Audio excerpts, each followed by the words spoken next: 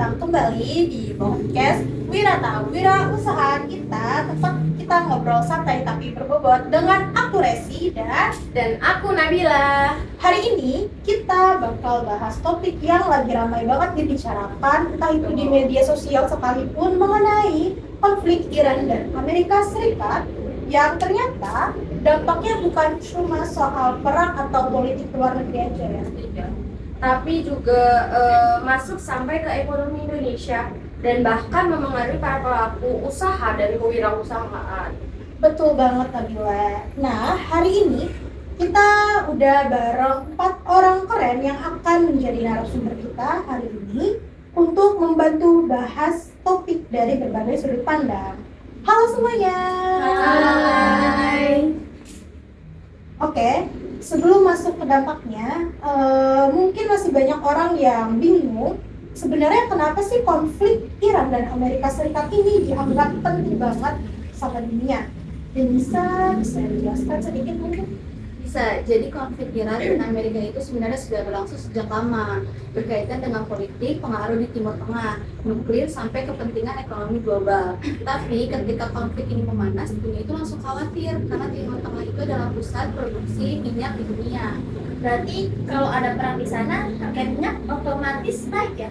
Biasanya begitu, apalagi ada Selat Hormuz, jalur penting distribusi minyak di dunia. Kalau jalur ini terganggu, distribusi energi global juga ikut terganggu dong. Makanya setiap konflik di Timur Tengah selalu bikin pasar dunia panik. Nah, yang sering jadi pertanyaan nih, emang perang di sana tuh bisa ngaruh ya ke Indonesia ini? Bisa banget, Indonesia itu masih bergantung pada impor minyak. Jadi ketika harga minyak di dunia itu naik, biaya transportasi, logistik, dan produksi otomatis juga ikut naik. Sebagai pelaku usaha kecil itu tuh kerasa banget sih, ongkir naik sedikit aja bisa bikin biaya produksi jadi ikut naik. Wah, kalau boleh tahu usaha apa nih Marisa? Kalau gue sih usaha makanan frozen dan minuman kemasan. Kalau harga BBM naik, supplier juga ikut bikin harga bahan baku juga loh. Jadi efeknya berapa ya? Iya, mulai dari distribusi, bahan baku sampai harga jual ke konsumen jadi ikut naik juga. Dan konsumen biasanya jadi lebih hemat pengeluaran kalau kondisi ekonomi dunia lagi nggak stabil. Nah, ini menarik banget karena masih banyak orang yang mikir menjadi wirausaha itu tuh hanya sekedar jual dan untung rugi saja. Tapi dari isu ini tuh geopolitik sangat memengaruhi ya. Betul, sangat berpengaruh. Pengusaha sekarang harus sadar bahwa ekonomi global itu saling berhubung. Konflik internasional bisa mempengaruhi nilai tukar rupiah, inflasi, bahkan daya jual beli masyarakat. Kalau rupiah melemah, barang impor juga makin mahal kan? Betul banget, dan ini berdampak ke usaha yang bergantungan pada bahan baku impor.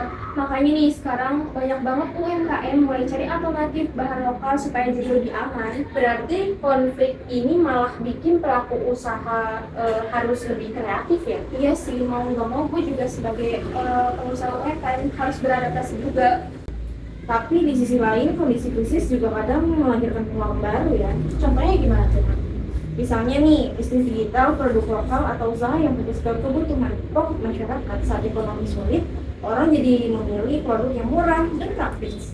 Jadi entrepreneur sekarang nggak cukup cuman ngerti marketing ya? Betul banget, mereka juga harus mengerti kondisi global, tren ekonomi, bahkan perilaku di pasar. Karena sekarang satu berita internasional bisa ngaruh ke bisnis lokal.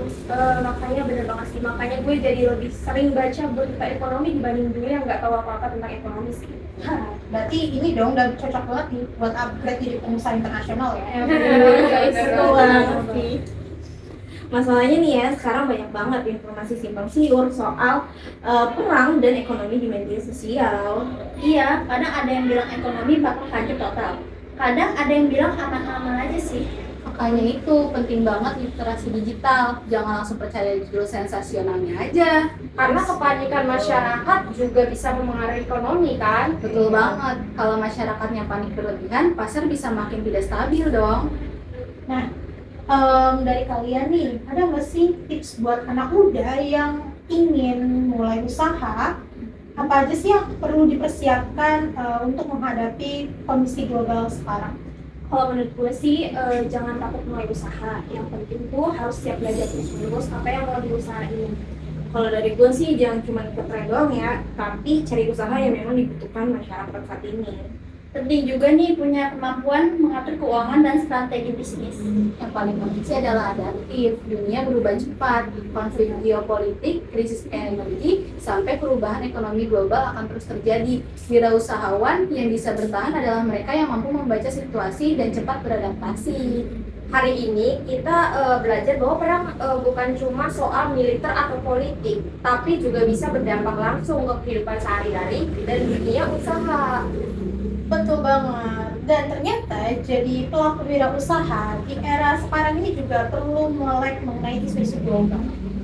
Karena di dunia sekarang sering terhubung. Semoga ya pelaku usaha di Indonesia kayak gue ini bisa terus berkembang meskipun situasi dunia lagi nggak stabil ya.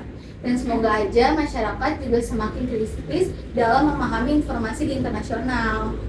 Oke, thank you banget buat semuanya yang udah ngobrol hari ini. Makasih guys. Thank you.